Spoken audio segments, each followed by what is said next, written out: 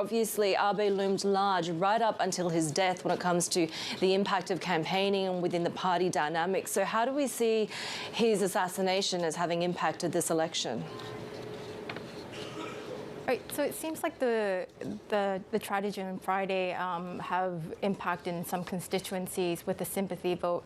I saw on local television the day after the assassination airing some of the commentaries around the legacies, also commentaries from around the world, world leaders, which showed how influential he was on the global stage. So there may have been impact emotionally on voters.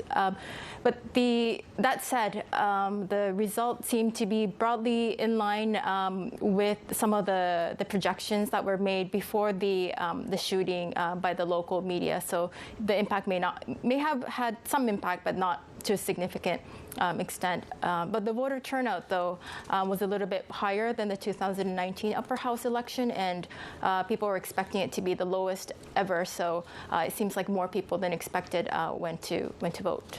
You know, Kana, when you talk about world leaders praising Shinzo Abe, one of the things at the top, Abenomics, what happens to that policy now, super stimulative monetary policy, but also his geopolitical positions, why he united Asia to try to get a new trade bloc on the table, how he has questioned China's position on Taiwan. These are all things, that geopolitics and the economy, that affect markets. What do you expect now?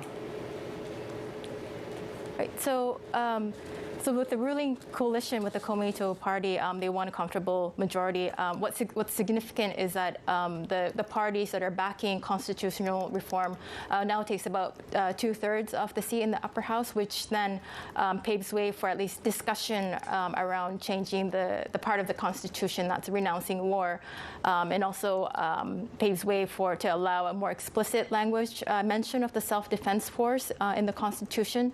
And Abe, as you mentioned, was one of the strongest proponents to increase military power and change the pacifist constitution. So that would now help with that. That said, this topic is very divisive among the voters and government. It's not in the main priorities for the voters. It's COVID, inflation, the yen, energy crunch are the main focus for the voters. So it's not going to be a smooth way going forward.